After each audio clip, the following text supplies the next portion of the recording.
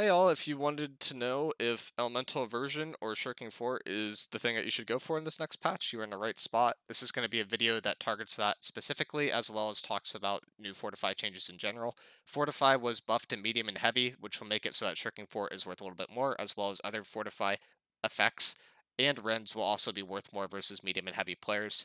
This will make it so that Shirking Fort is basically preferential for heavy, and medium is generally a little bit better than Elemental Version, but it's a little bit more specific to that, and I'll get to that later on in this video. And then Light Elemental Version is still going to be better than Shirking Fort.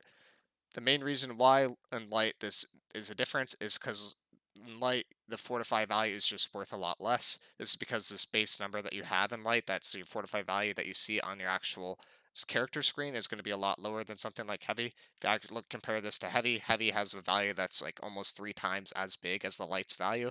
And it doesn't mean that Heavy is 3 times tankier, but it means everything related to Fortify will be worth a lot more for Heavy players than Light players. I had a previously calculated value here that was used for an actual percent here. I need to update this. I haven't updated it yet, but we could still use this tool to kind of analyze if Shirking Fort is worth it or if you should go for something like Elemental Aversion.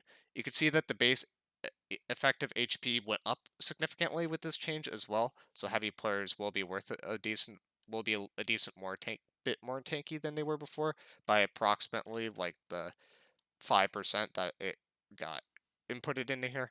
So that's a big buff to heavy, and there's a small buff to medium there as well. So it will basically make it so people don't get blown up as easily if you're in these heavier classes, which makes sense.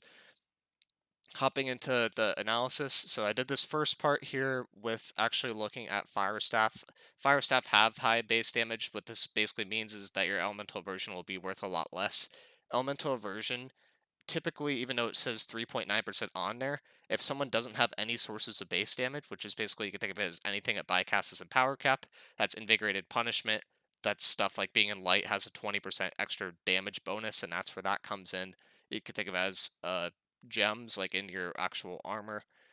Or in your weapons. I think the ones in your armor sometimes count as empower, but I'll get back to that later on.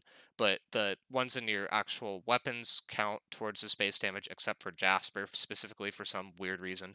And then stuff like if you do a crit, that will count in base damage, and then you have to subtract Brazil. And that's what this is. This is a case where I was like, hey, you're at max invigorated punishment stacks. You're versus someone that has a 20% bonus because they're in light.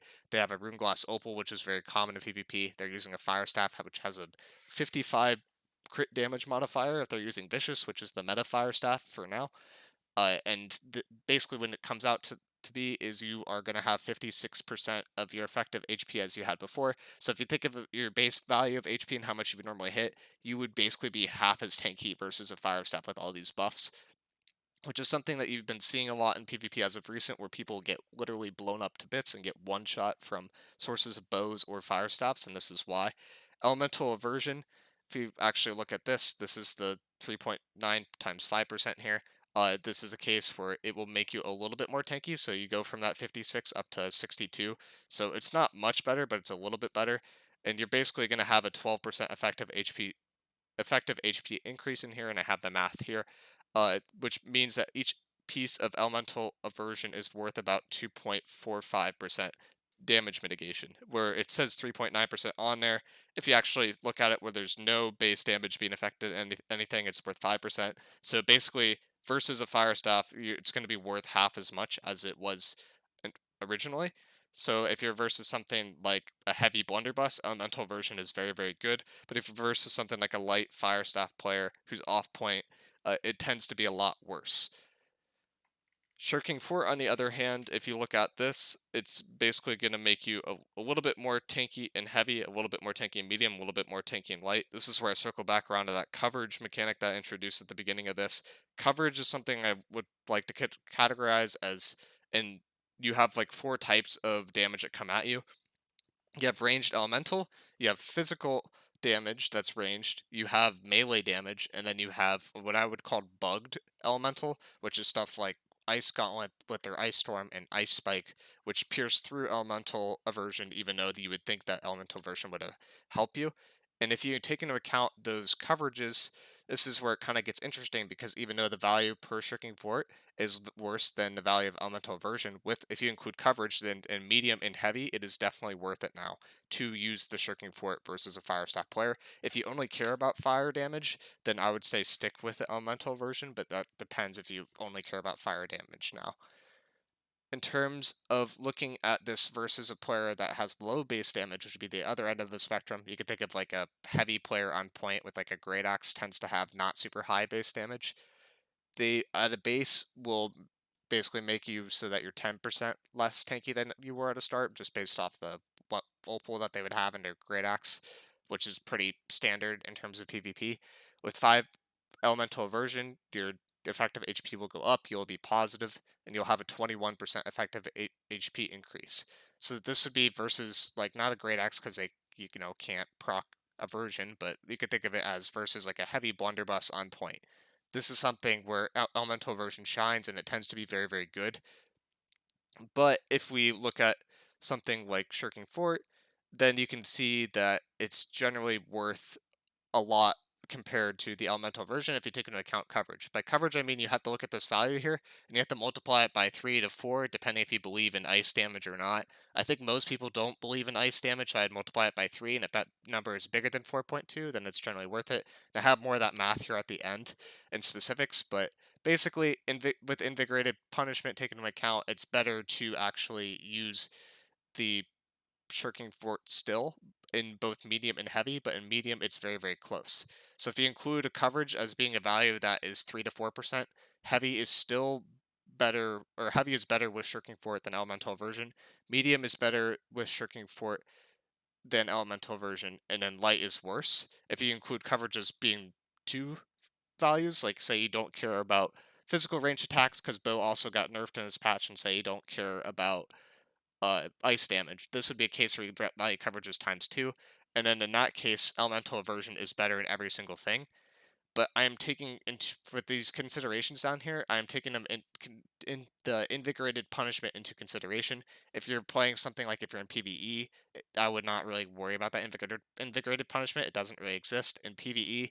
Everything is based off of like the empower of the actual mobs. Mobs have like a base 130% empower for some reason and no base damage. So elemental aversion in PVE is still very, very good, but there's not as many sources of like elemental damage that comes at you in PvE. It tends to be more along the lines of physical, which is something they have to kind of take into consideration here if you're considering that second perk on top of something like your ward towards whatever mob that you're fighting. But the main conclusion to come out of this is if you're in medium, Shirking Fort is viable, I would say. If you're in heavy, Shirking Fort is preferred. If you're in light, stick with elemental version. Medium, it just basically depends how much you value that coverage aspect. If you think bows are scary, then I would probably stick with the Shirking Fort. But if you don't think bows are scary, then I would go for elemental aversion. The other thing you have to take into consideration too is Shirking Fort is a one-time proc. You actually have to proc it. Elemental version has a constant uptime, and depending on how much you value that, your conclusion off of this may change a little bit. I would say if you value that and you're in medium and you're like worried about your Shirking Fort being stripped or not being able to proc it, then I would stick with the elemental version. But in something like heavy, then that's a consideration where I'd still probably go with the Shirking Fort just because the value is worth a lot more when you look at the actual coverage aspect itself.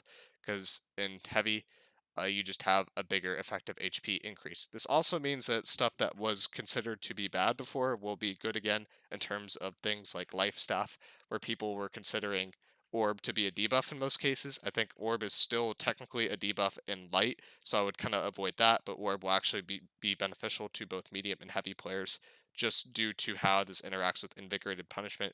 Invigorated punishment, in my opinion, is still kind of overtuned and needs to be looked at in terms of future nerfs because it just skews everything in terms of Fortify. It doesn't really make sense, in my opinion, for it to be so strong compared to what Fortify is. But that being said, this is a really big buff for Fortify itself, and it's definitely worth running in both medium and heavy classes now if you have access to it. And I would say generally Shirking Fort is better than Elemental version now. Let me know if you guys have any specific questions about this. I'll put this sheet in the description so that you can play with the numbers in here. There is another sheet where I had before where it had drop downs. I'm going to continue editing on this one without the drop downs because the numbers just keep changing and I don't like rounding a ton, so it just makes more sense to use this.